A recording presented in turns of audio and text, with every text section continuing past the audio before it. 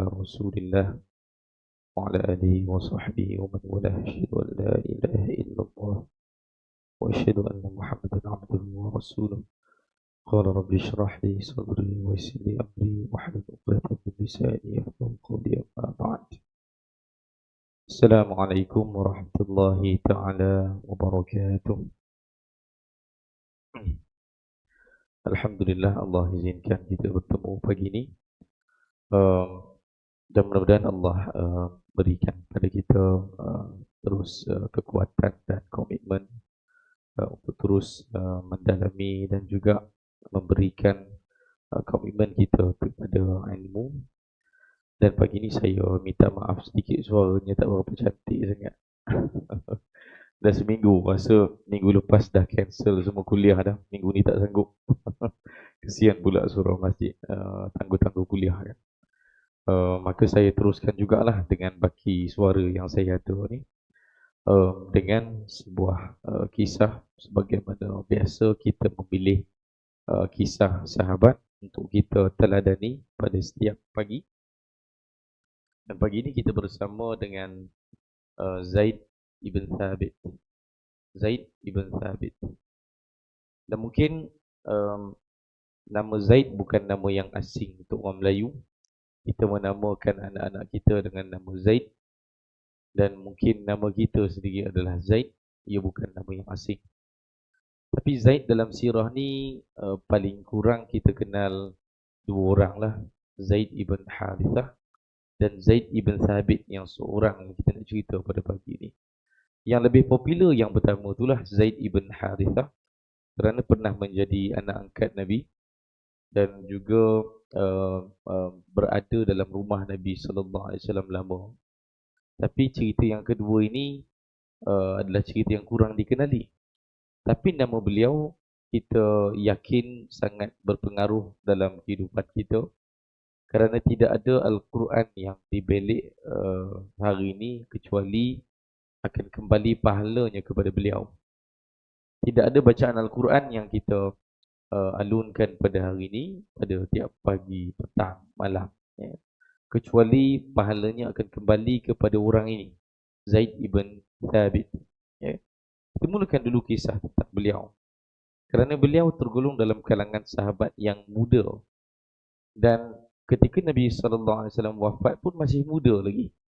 Dia beza dengan Ali ibn Abi Talib. Kalau kita baca sirah, kita tahu Ali ibn Abi Talib peluk Islam ketika usia kanak-kanak. Tapi Nabi wafat tu dia dah dewasa dah. Dah ada dua orang anak dah. Dah ada dua orang zuriat. Ali ibn Abi Talib. Dan nama-nama sahabat muda di Mekah, Ammar ibn Yasir misalnya, mereka sudah menjadi orang dewasa ketika Nabi wafat. Tapi Zaid ibn Thabit ini peluk Islam ketika umur yang sangat muda, 10 tahun. Dan Nabi wafat umur beliau sekitar 19 tahun ataupun 20 tahun, masih muda lagi. Ya. Dan kerana mudanya Zaid inilah, sumbangan beliau akan akan berumur panjang juga, kerana beliau akan wafat pada umur yang agak lewat juga. Ya. Dan Nabi SAW beruntung, pada zaman Madinah Nabi dikurniakan orang-orang muda untuk menjadi khadimur Rasulillah, orang-orang suruhan Nabi. Dan memang dalam cerita sirah, tuan-tuan akan nampak orang-orang yang berkumpul di keliling Nabi SAW itu memang Allah datangkan pada masa yang sesuai. Zaman Mekah, orang muda tu boleh dihitung dengan jari lah. Okay. Kita kenal Ali ibn Abi Talib, kita kenal Ammar ibn Yasir. Selebihnya muda lah, tapi sekadar muda sikit saja daripada Nabi SAW. Abu Bakar, Umar Al-Khattab, Uthman ibn Affan, itu umurnya muda daripada Nabi kurang 10 tahun. Okay. Nabi dah umur 40 tahun, yang lain itu umur 30-an. Okay. Yang majoritinya umur 20-an. Yang sangat minoriti adalah umur yang bawah umur remaja, 15 tahun ke bawah ni sangat kurang pada zaman Mekah. Kenal sangat. Tapi zaman Madinah, nama-nama terawal yang akan kita kenal adalah nama-nama remaja. Misalnya ketika Nabi SAW berada di Mina, ketika Nabi pertama kali bertemu dengan 6 orang pemuda Ansar, mereka itu majoritinya 6 orang itu adalah 20 tahun dan ke bawah. Orang-orang muda dalam kalangan Ansar yang Nabi temui di Mina, yang tahun depan tu akan berlangsung perjanjian Aqabah yang pertama. 6 orang itu adalah orang-orang muda. Ya.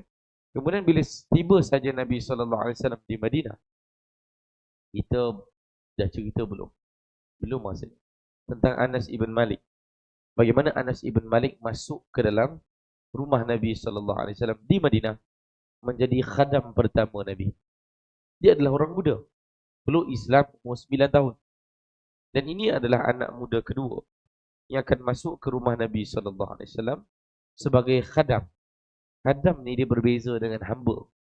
Kerana hamba ni dia macam apa, macam aset lah. Ya. Khadam ni beza sikit.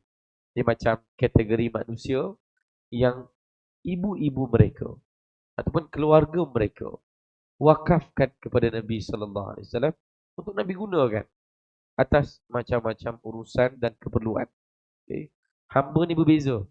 Hamba ni dia macam, siapa contoh hamba Nabi SAW? Macam asalnya Zaid ibn Harithah, kemudian dibebaskan. Mungkin Ummu Aiman, yang asalnya hamba Nabi SAW, juga Nabi bebaskan. Mereka ni adalah kategori Nabi miliki. Dan tidak ada tugas khusus. Nabi akan suruh mereka buat apa sajalah. Ya. Ikut keperluan Nabi SAW. Kalau kategori khadam ini, mereka masuk ke rumah Nabi SAW, ada tugas khusus. Sama macam Bilal ibn Rabah, menjadi muazzin rasmi Nabi SAW. Ya. Dan nama yang kita bincang pada pagi ini, Zaid ibn Thabit, akan masuk ke rumah Nabi SAW pada umur yang sangat muda, 10 tahun. 10 tahun anak-anak kita umur dah jam berapa? 3 kan? Dah jam 4. Ya. Dah jam 4 anak-anak kita. Dah jam 4 masuk rumah Nabi SAW sebagai seorang anak kecil yang akan mendapat tugasan yang, kategori tugasan-tugasan yang susah nak diberikan kepada orang lain kecuali dia. Tidak ada sahabat yang mendapat tugasan ini melainkan Zaid ibn Thabit. Sebab kalau kita letak konteks masyarakat Arab ya, mereka sangat mundur dari sudut ketamadunan. Ketamadunan tu maksudnya apa ya? Kalau kita hantar anak kita, tuan-tuan, kalau cucu tuan-tuan kan. Hari ni saya kategori anak tuan-tuan tu kan. Kalau cucu-cucu tuan-tuan tu masuk sekolah, dia perlu melepasi syarat minimum menulis, membaca dan mengira. Tambah satu lagi mengaji sebelum dia masuk darjah 1. Okay. Kalau tak lepas, dia kena masuk kelas khas. Okay. Dia kena dikategorikan sebagai pelajar yang memerlukan pendidikan khas di sekolah kerana dia lambat sikitlah belajar. Okay. Zaman saya 90-an tak berapa isu sangat benda tu. Tapi zaman sekarang ni kalau budak-budak tak boleh nak baca, tulis, mengira, mengaji sebelum darjah 1, habis masuk kelas khas. Yeah. Zaman saya mungkin beza sikit, zaman tuan-tuan lagilah beza. Zaman Nabi SAW, membaca, menulis adalah satu perkara yang tidak dikuasai oleh majoriti masyarakat, termasuk Nabi sendiri. Saya pernah cerita benda ni. Nabi SAW, Nabi kita yang menyampaikan wahyu kepada kita, yang mengajar kita, yang membimbing kita jalan menuju syurga, rupanya tak boleh baca, tak boleh tulis. Dan ini bukan tuduhan ataupun penghinaan daripada mana-mana orang bukan Islam pun. Ini daripada para ulama kita. Mereka menyimpulkan daripada macam-macam hadis, daripada macam-macam ayat Al-Quran. Mereka merumuskan Nabi kita adalah Nabi yang ummi, tak boleh baca, tak boleh tulis. Dan majoriti ulama lebih bersetuju bahawa Nabi SAW sampai akhir hayat tak boleh tulis. Sebahagian berpandangan sampai di pertengahan hayat tu Nabi boleh membaca dan sebagainya. Tapi yang majoriti bersetuju, ni ulama kita bukan orang-orang orientalis ke, kafir ke, anti-Islam ke. Ini ulama kita menyimpulkan. Sebab bukti itu ada dalam hadis. Bukti itu ada dalam ayat Quran. Nabi buta huruf. Macam mana kita nak faham benda ni? Sedangkan anak-anak kita masuk sekolah rendah pun kena celik huruf. Tiba-tiba Nabi kita buta huruf. Sebab konteks masyarakat zaman itu, mereka tidak mempunyai masalah kalau tak boleh baca, tak boleh tulis. Bahkan kalau saya mengkaji bidang itu, membaca syair-syair zaman jahiliah, mereka mengutuk orang yang boleh baca, boleh tulis. Orang yang boleh baca, boleh tulis ni dianggap sebagai orang yang lemah fikiran. Sebab apa? Sebab dia tak boleh nak ingat, kena tulis. Sebab tu jangan mudah sensitif sangat bila membaca satu kenyataan bahawa Nabi kita Nabi buta huruf. Kerana bagi masyarakat zaman tu, buta huruf tu lebih baik daripada celik huruf. Masyarakat zaman tu lah. Okay. Tapi kita tahu akhirnya, menulis akan boleh mencatat lebih banyak ilmu. Okay. Membaca membuatkan kita berkenalan dengan lebih banyak sumber pengetahuan. Maka Nabi SAW dan agama ini sangat memerlukan orang yang boleh baca, boleh tulis. Dan dalam masyarakat Muslim ketika itu, yang boleh menulis sangat minoriti. Nabi kita sendiri pun tak boleh menulis. Tapi seperti saya sebut tadi, jangan salah faham, dia bukan satu benda yang negatif untuk masyarakat zaman tu. Masyarakat zaman kita ni yang sensitif. Bila anak-anak tak boleh baca, tak boleh tulis, habis.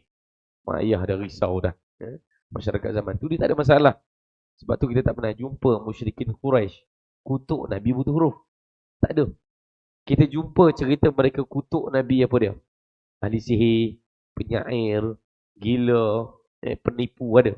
Tapi mereka tak pernah kutuk Nabi kerana Nabi buta huruf. Kerana bukan benda negatif pun masyarakat zaman tu.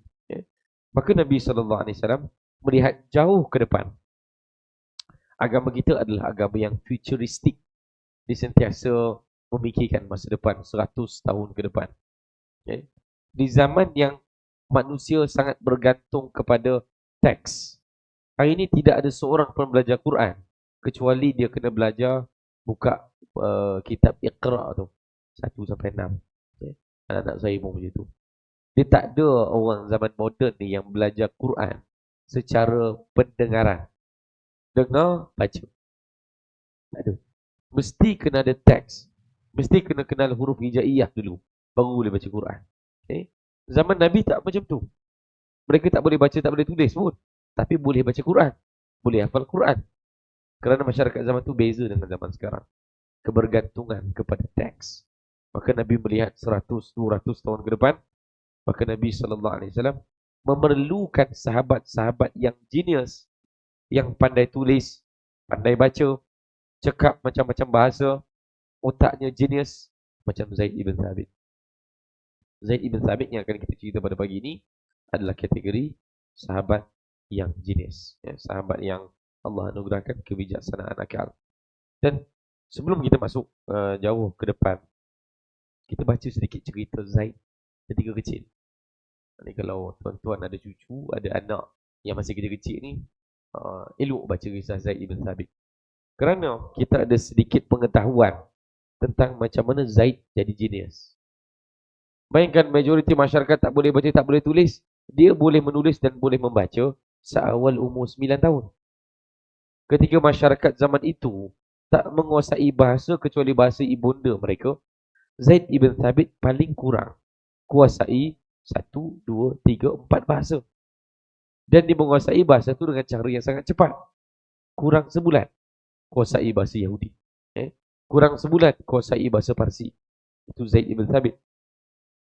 Dan ceritanya ada di awal kehidupan Zaid. Ibu Zaid ibn Thabit terkenal dengan satu rutin yang unik untuk anak dia. Zaid ibn Thabit ni selalu disuruh ibunya untuk bergaul dengan anak-anak orang Yahudi. Cerita ni sikit je, tapi dia memberikan kepada kita satu gambaran. Untuk anak-anak orang Arab di Madinah yang sangat terkebelakang. Orang Yahudi ni jauh ke depan. Masyarakat Arab Quraisy dan Arab Ansar di Madinah tak boleh baca, tak boleh tulis. Tapi majoriti orang Yahudi di Madinah boleh menulis. Sebab mereka ada kitab. Orang Yahudi ada kitab dia. Orang Arab ni tak ada kitab. Al-Quran adalah kitab pertama. Orang Yahudi dah lama ada kitab. Maka mereka membaca teks kitab mereka Sebab tu majoriti orang Yahudi boleh baca, boleh tulis. Orang-orang Yahudi ada pasar, ada ekonomi yang hebat. Orang-orang Yahudi juga, rumah mereka kalau tuan-tuan baca dalam sirah, rumah orang Yahudi ni bertingkat-tingkat. Rumah orang Islam di Madinah, apa yang rumah orang Islam dan Masjid Nabawi tu sendiri, setingkat je. Nak jumpa rumah orang Islam yang lebih daripada satu tingkat ni, dia sangat rare, sangat sedikit. Kalau 2 tingkat pun sekadar loteng. Orang Yahudi ni maju daripada segala segi. Sampai hari ni pun kan, kalau kita kenal dengan beberapa watak yang mengasaskan Facebook, yang mengasaskan macam-macam startup, mereka adalah Yahudi. Mereka ada kelebihan itu. Dan ibu kepada Zaid ibn Thabit menyuruh anak dia untuk bergaul dengan anak-anak orang Yahudi. Kenapa? Untuk menyerap budaya yang ada pada orang Yahudi. Bukan menyerap agamanya. Sebab anak Zaid ibn Thabit ini tidak memeluk agama Yahudi pun. Tapi yang dia dapat adalah budaya orang Yahudi. Bukan budaya sambutan hari Sabtu tu ke. Tapi budaya kerja mereka. Budaya berfikir mereka diserap oleh Zaid ibn Thabit. Dan kebijaksanaan anak-anak orang Yahudi juga berjangkit kepada Zaid ibn Thabit. Sehingga akhirnya dia menjadi seorang anak yang genius. Kita ambil pelajaran awal terus daripada cerita ni. Maksudnya apa? Kita kalau nampak satu kaum tu hebat, dia bukan bermula dengan kita fikir macam mana nak jatuhkan kaum tu. Sebab Islam sendiri pun, dia bukan tentang nak jatuhkan mana-mana orang pun. Dia adalah tentang macam mana untuk kita bangunkan kita punya masyarakat. Dan kita mengambil manfaat daripada mana-mana masyarakat, mana-mana kaum, mana-mana kumpulan yang ada di luar sana dengan macam-macam kelebihan. Sebab akhirnya, nak menjatuhkan orang lain, kita kena kuat dululah. Ataupun kita nak menguasai apa saja, menguasai sukan ke, menguasai ekonomi ke, kita kena ada kekuatan dulu. Tapi kalau yang berlaku adalah menjatuhkan saja, kita pun tak ada kekuatan. Bila dia jatuh, dia boleh bangkit balik. Dia boleh bangun semula. Dia boleh bangkit balik. Kerana dia ada kekuatan. Kita yang menjatuhkan tak ada kekuatan, pun tak boleh membina apa-apa. Ini yang berlaku kepada Zaid ibn Thabit. Untuk mengatasi dominasi Yahudi di Madinah, ibu dia telah menghantar Zaid ibn Thabit untuk mahir menguasai ilmu-ilmu, skill macam anak-anak orang Yahudi yang lain. Dan dia akan menjadi antara sahabat yang paling genius sekali pernah muncul dalam sirah Nabawiyah. Dan Nabi akan berikan kepada dia tugasan yang susah-susah kerana sahabat yang lain tak mampu untuk lakukan. Hari ini situasinya sama saja. Kalau kita rasa umat Islam tu mundur, kalau kita rasa secara ekonomi pun tak berjaya, secara teknologi pun kita gagal, secara sains pun kita gagal, secara pendidikan pun kita gagal, apa nak buat? Kita lihat mana orang yang hebat dalam teknologi, mana orang yang hebat dalam ekonomi, kita mengekor di belakang lah. Kita belajar daripada mereka. Sebab kalau kita fikir nak menjatuhkan saja, tapi kita tak ada kekuatan, kita pun tak tahu macam mana nak bangunkan balik, nanti akhirnya kita gagal. Jadi saya berjaya tu, saya dah kenal seorang kawan staff kepada satu company, multinational company, milik orang kita, Masya Allah. Nama company itu adalah Aerodyne. Kalau tuan-tuan tahu, company ni adalah company multinational, satu dunia, menggunakan servis mereka. Mula-mula saya tengok dia punya campus tu besar, dia punya syarikat tu besar, bangunan berblok-blok. Saya ingat ini company luar negara lah kot. Sebab drone, company dia servis drone, pendataan drone. Dan saya tengok lah, saya masuk situ sebab saya ada program dalam tu, masa ada seminar. Saya tengok carta organisasi, lah, majoritinya orang kita. Dan paling besar sekali, paling tinggi sekali CEO dia namanya Datuk Kamarul. Dan ada satu peluang tu, saya hadir satu seminar, dia dijemput sebagai speaker. Dia sebut benda yang sama. Kita ni komplain banyak sangat. Kita ni tengok orang lain berjaya, kita komplain. Ya. Kenapa kita tak berjaya? Kenapa kita tak buat ni? Kenapa tak ada tu? Tapi yang kita tak buat adalah apa? Jalan untuk menuju ke situ. Ya. Kita suka menjatuhkan, kita suka komplain. Tapi dia disebut macam mana Aerodine boleh berjaya. Dia kata 90% daripada staff dia, daripada top level sampai bawah adalah Melayu Muslim. Dan syarikat ni satu dunia. Dia tawarkan servis. Ni multinational ya. Taraf-taraf macam Samsung, macam iPhone yang kita gunakan sekarang. Ya. Taraf-taraf multinational company. Ya. Dan dia adalah masyarakat, satu syarikat majoriti Muslim Melayu. Ya. Dan apa yang disebut adalah dia banyak belajar daripada kompetitor, daripada kaum-kaum lain, daripada syarikat lain yang berjaya. Dia masuk, dia belajar. Dia masuk, dia belajar. Dia ambil pengetahuan itu dan dibina kekuatan sendiri. Ini yang betulnya. Ini yang dilakukan oleh Zaid ibn Thabit. Barulah boleh maju ke depan. Itu baru nak mula ni. Tak masuk lagi kisah Zaid ibn Thabit. Itu permulaannya. Sebab itu Zaid menjadi Zaid. Sebab kalau dia fikir nak jatuhkan anak-anak orang Yahudi yang lain saja, tapi tak tahu, tak ada pengetahuan macam mana nak jadi lebih baik daripada anak-anak Yahudi yang lain, maka kita masih akan gagal. Ya? Kita duk marah Facebook, Mark Zuckerberg yang Yahudi tu kan, dia yang kuasai Facebook. Kita kena ciptalah kemahiran macam mana nak menghasilkan social media milik umat Islam. Ya? Itu yang lebih baik untuk ambil pelajaran daripada Zaid ibn Thabit. Zaid ibn Thabit ketika dia masuk ke rumah Nabi SAW untuk menjadi khadam Nabi, yang menghantar dia adalah keluarga dia. Keluarga dia datang jumpa Nabi SAW, cerita kepada Nabi, kami ada anak seorang ni, yang dia ni jenis. Dia telah menghafal semua surah yang turun pada zaman Mekah. Mereka ini adalah budak umur 9 tahun. Dia baru nak peluk Islam masa tu. Dan dia tak hidup zaman Mekah. Mekah kan dah berlangsung 13 tahun. Dia kan orang Madinah. Dia telah menghafal semua surah yang turun di Mekah sebelum Nabi sampai di Madinah. Lihat betapa cekapnya akal budak ni. Ya. Dan akhirnya Nabi SAW mendengar bacaan Quran Zaid ibn Thabit dan Nabi puji. Ini bukan anak yang biasa-biasa. Ya. Dan ada satu tugas yang tidak diberikan kepada orang lain, yang tidak dikuasai oleh sahabat lain. Dan tugasan ini memerlukan kecanggihan akal. Ya. Nabi sebut dalam sebuah hadis, afrada ummati Zaid ibn Thabit. Umat aku yang paling pakar sekali dalam bidang faraid adalah Zaid ibn Thabit. Anda tahu ilmu faraid? Ilmu agihan harta apa? Harta pusaka kan?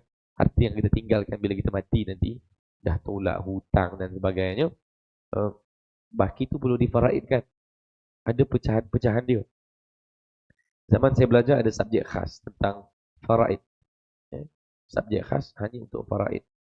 Dan dalam subjek tersebut, saya lihat majoriti kawan-kawan bidang pengajian Islam ni, subjek lain dia boleh skor sebab kena hafal. Subjek faraid ni pening kepala sikit. Sebab dia bukan sekadar hafal, akal tu kena cekap matematik. Kalau akal tu slow sikit, CPU dia macam saya ni, subjek faraid ni payah, dia susah. Dan dia adalah kategori subjek yang saya tak berapa nak skor sangat. Subjek lain tu selambung orang mumtaz, jajidan, mumtaz, jajidan. Subjek ni makbul pun jadilah. Sebab susah. Dia memerlukan kebijaksanaan akal. So, dia punya soalan paper exam tu untuk subjek faraid. Saya belajar dulu. Soalan exam dia macam soalan matematik moden. Penat nak mengira. Kena bawa kalkulator untuk kira macam mana dia berikan satu situasi. Satu keluarga ni ada ibu, ada ayah, ada 5 orang anak, ada sepupu, sepapat, ada ibu ayah dia. Ibu dia mati. Ayah dapat berapa? Kan pening kepala nak fikir. Dia berikan harta yang ditinggalkan RM50,000. Dan macam mana nak kira? Kena pandai matematik. Sebab tu makbul pun jadilah subjek tu. Sebab dia payah. Dia memerlukan akal yang genius. Orang-orang yang bidang pengajian Islam ni kebiasaannya orang yang suka menghafal. Yang suka menghafal, yang suka baca. Tapi bab nak cipta teknologi, bab nak menyelesaikan masalah ni, dia tak boleh kuat hafal je. Ya. Sebab tu kalau ustaz-ustaz ni, tuan-tuan jangan bagi kerja untuk selesaikan masalah sangat. Sebab kita ni dilatih untuk menghafal banyak, untuk membaca banyak. Kalau nak tanya maklumat, boleh. Tapi nak selesaikan masalah, mungkin tak semestinya ustaz. Ya. Masalah-masalah yang berkaitan dengan fatwa misalnya.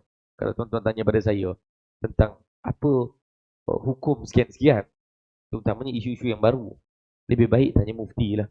Sebab apa? Kita tak tahu macam mana nak translate ilmu yang kita ada kepada fatwa. Mufti ni dilatih, otaknya macam matematik.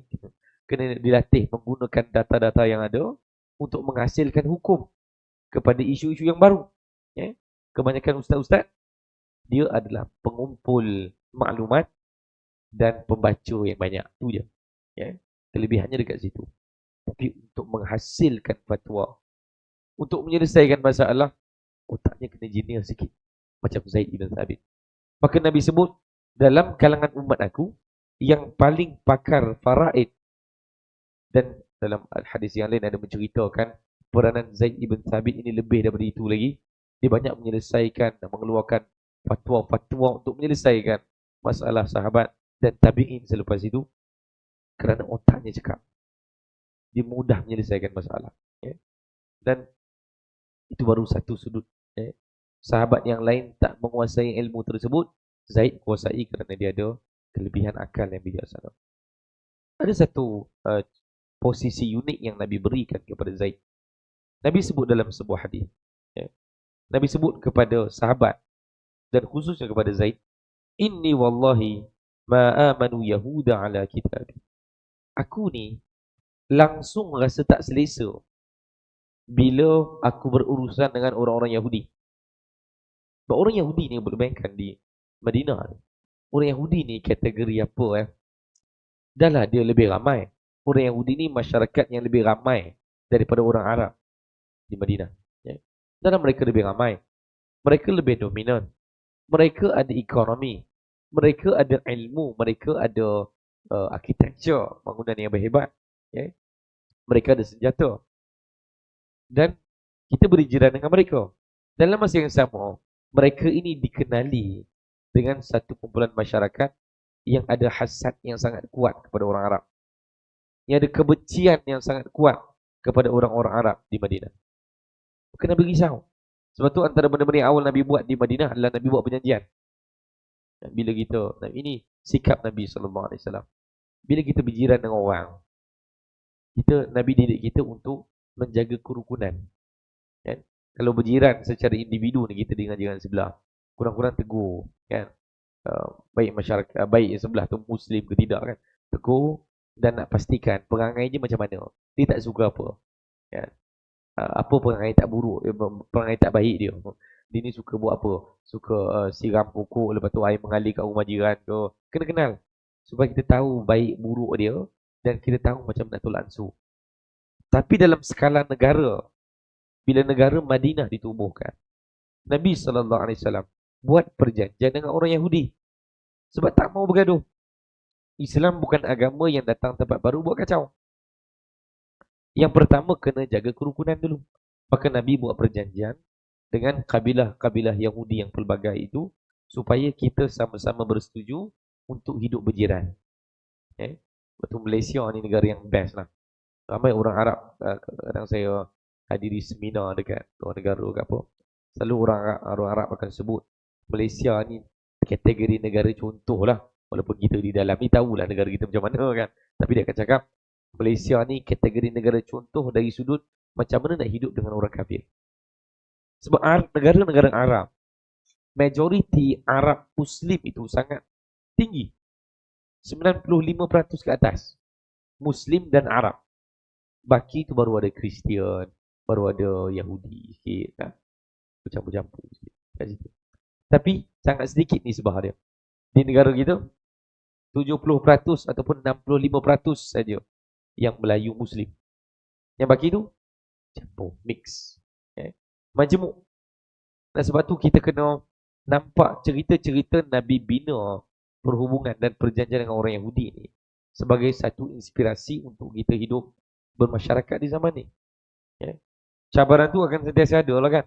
Isu-isu antara kaum ni, dia sentiasa akan wujud. Kita tak boleh nak padam pun isu tu. Sentiasa akan wujud. Sentiasa akan ada prasangka. Sentiasa akan ada saja isu. Tapi sirah Nabi sentiasa mengajar kita bagaimana untuk kita menguruskan masalah-masalah tu.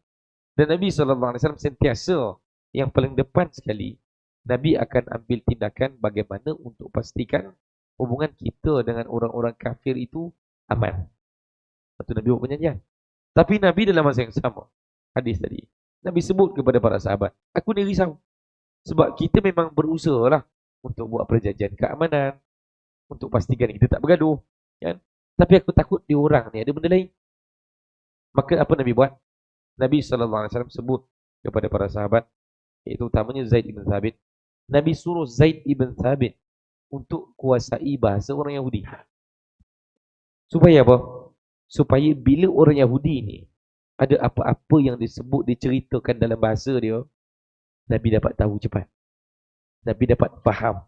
Kerana ada seorang sahabat yang fasih dengan bahasa Yahudi. Dan tak salah untuk kita tafsirkan, Nabi juga meminta Zaid untuk menguasai budaya orang Yahudi. Kenapa?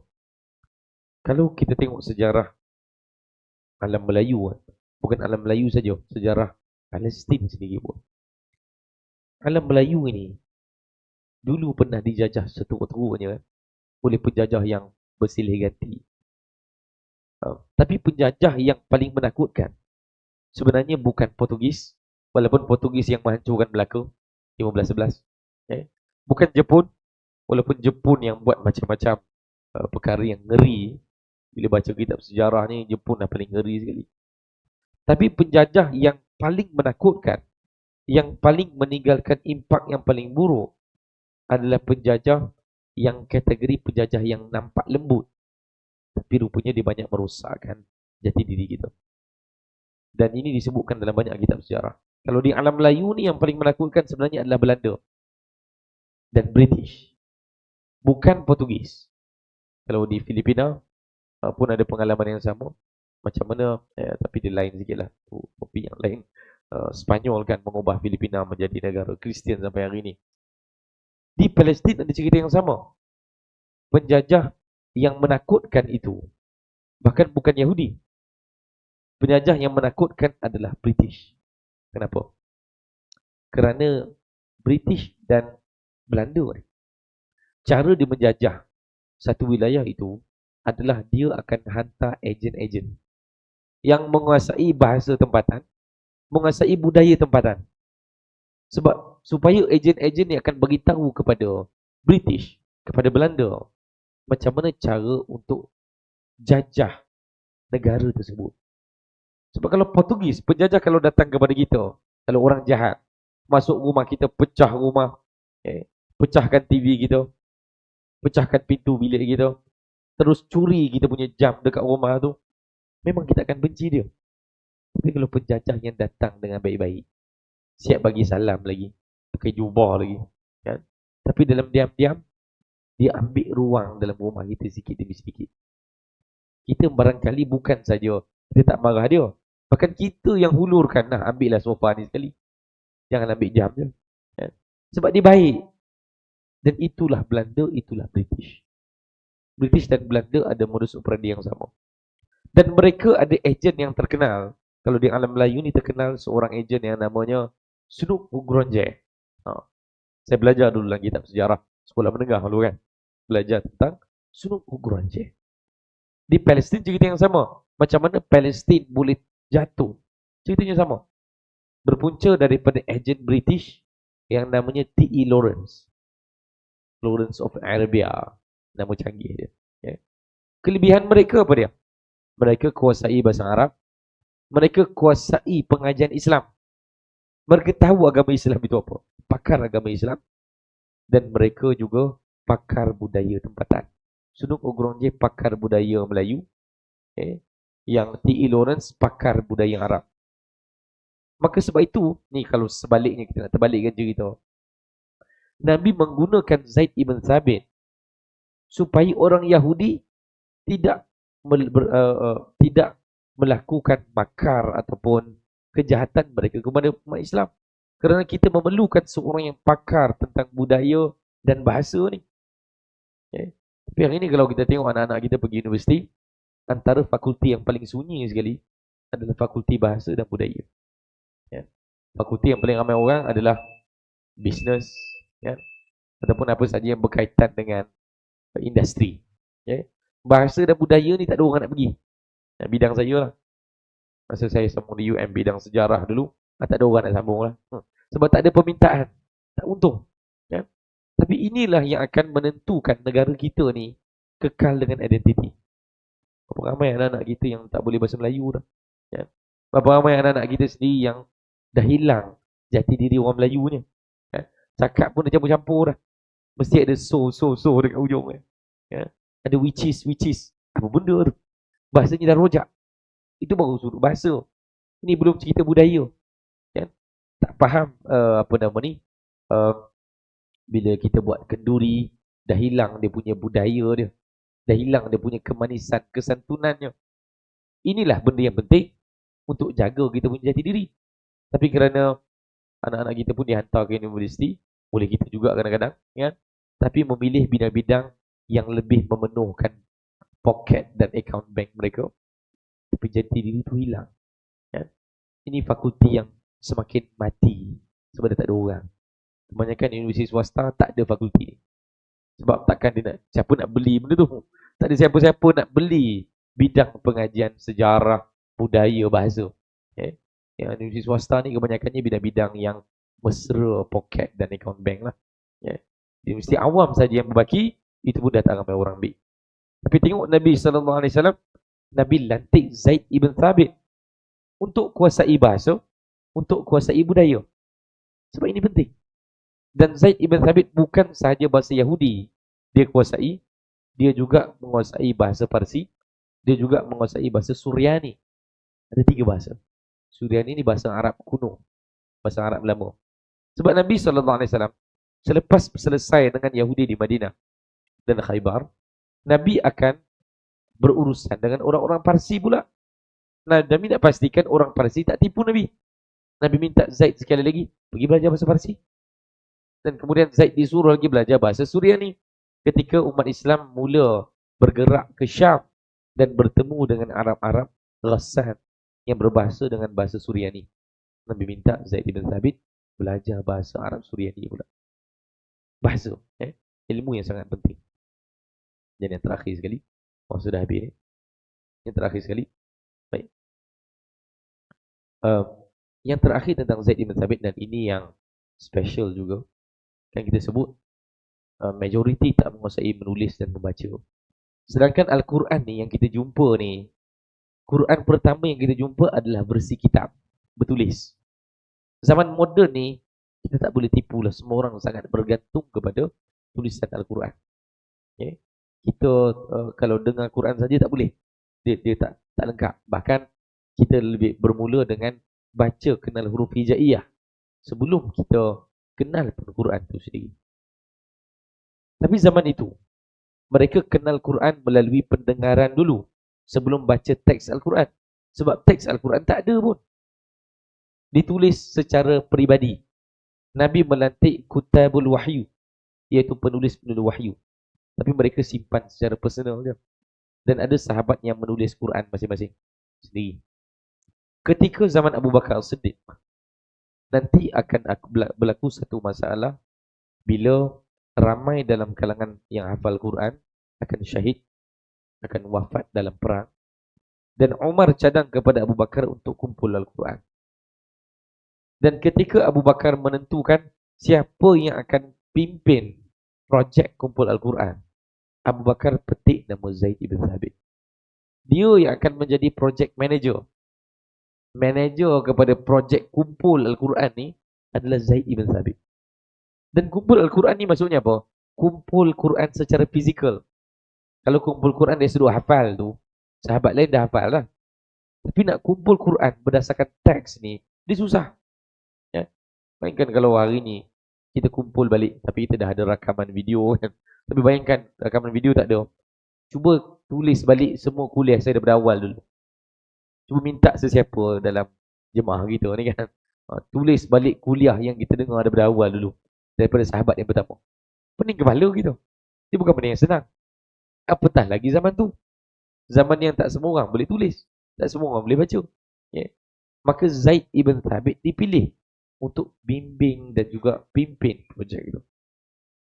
Dan selesai. Quran dikumpulkan di rumah Abu Bakar Siddiq. Nanti zaman Uthman ibn Affan ada satu lagi masalah. Bila para sahabat yang berada di Uzbekistan, yang namanya Huzaifah bin al-Yaman, ini sahabat yang akrab dengan Nabi SAW, dia akan berada di Uzbekistan nanti, zaman Uthman. Dan dia mendengar ada umat Islam, para tabi'in, yang baca Al-Quran, tapi itu bukan Quran. Dia terkejut. Ini apa dia? Ini bukan Quran ni. Maka dia report perkara ini kepada Khalifah Uthman. Uthman ibn Affan segera menitahkan satu projek baru, iaitu projek untuk buat salinan Al-Quran. Salinan Al-Quran yang pertama di dunia lah.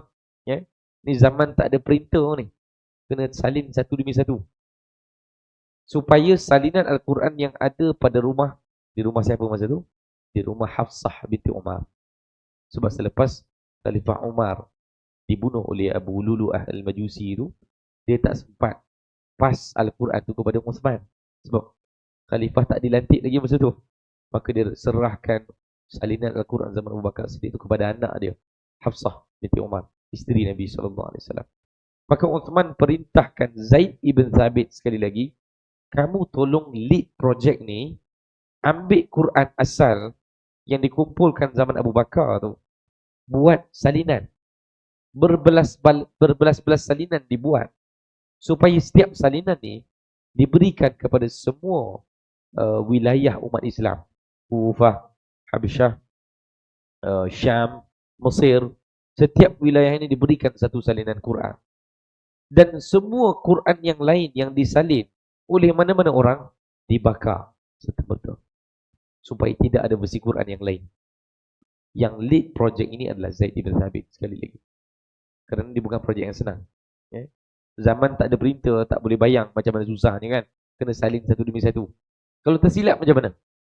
Kalau tersilap huruf, kalau silap baca, lepas tu kena orang yang pakar. Dan orang itu adalah Zaid ibn Thabit sekali lagi. Ya. Maka umumnya untuk kita tamatkan, ya, pagi ni kita belajar satu perkara yang sangat berharga daripada anak muda ni. Ya. Itu anak-anak kita, kita nak posisikan di situ. Anak-anak kita ni, dia jadilah apa saja pun. Jadilah pakar bahasa ke, jadilah pakar budaya ke, jadilah doktor ke, engineer ke, jadilah ustaz ke. Okay. Semua bidang ini, yang paling penting adalah bagaimana dia memberikan perkhidmatan kepada agama kita. Okay. Jangan salah sangka, engineer pun ada sumbangan kepada agama. Saya tahu, saya setiap kali pergi sini, ada saja benda baru yang tuan-tuan renovate. Ada apa? Ada gajah nyusul lah, ada bumbung lah, ada tandas yang indah, ada pintu automatik. Ya. Siapa yang akan cipta semua benda ni kalau bukan engineer? Ya. Maka jangan salah sangka bahawa engineer pun ada tugasannya dalam agama ni. Dialah yang perlu menciptakan solusi kepada masalah-masalah berparitan ke. Kat Meru ni kan, banjir je. Pahala paling besar seorang engineer di Meru adalah kena selesaikan masalah banjir. Ya. Masalah perparitan gitu lah kan. Masalah saliran. Dan saya rasa bersalah lah sebagai orang setiap alam. Minta maaf banyak pada tuan-tuan. Kerana banyak mengalirkan air ke Meru ni. Ya. Orang setiap alam. Tapi macam mana selesaikan? Kena ada engineer yang pakar bab menguruskan saliran ni. Ya. Bila ustaz-ustaz tak boleh selesaikan masalah tu? Kita tak tahu. Bukan bidang kita.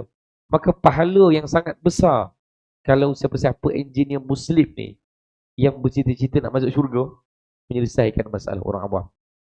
Berjutaan orang akan berterima kasih dan menghargai kalau siapa-siapa boleh selesaikan masalah banjir. Ya. Semua anak-anak kita ni, pergilah bidang apa pun, ada caranya untuk masuk syurga. Dalam mana-mana bidang pun semestinya masuk bidang agama. Ya. Sebagaimana mana-mana bidang pun boleh masuk neraka, boleh masuk syurga, itu juga bidang agama. Bidang agama pun boleh masuk neraka juga kalau buat benda tak baik kan. Ya. Mana-mana bidang boleh bawa kita ke syurga. Maka jangan jangan paksa anak kita hanya ke bidang yang satu-satunya saja. Biasanya bidang agama lah. Apa saja minat dia. Perfilman ke, kan? Teater ke, sebab semuanya akan berikan sumbangan kepada agama, kan? Sebagaimana peranan Zaid bin Thabit. Wallahu alam, saya rasa dengan kemampuan suara saya kat situ lah kot, ya. Ada soalan? Begini? Ada? Ada soalan? Baik. Mudah-mudahan bermanfaat untuk tuan-tuan. Minta maaf kekurangan apa nama ni, suara pagi ni tak dapat nak betul-betul fokus kepada kandungan. Mudah-mudahan Allah berkati majlis kita dan ambillah sebanyak mungkin pelajaran daripada sahabat yang agung ini, Zaid ibn Thabit, untuk keluarga kita terutamanya. Allahu a'lam, aqulu qawli hadza, astaghfirullah li wa lakum. Assalamualaikum warahmatullahi wabarakatuh.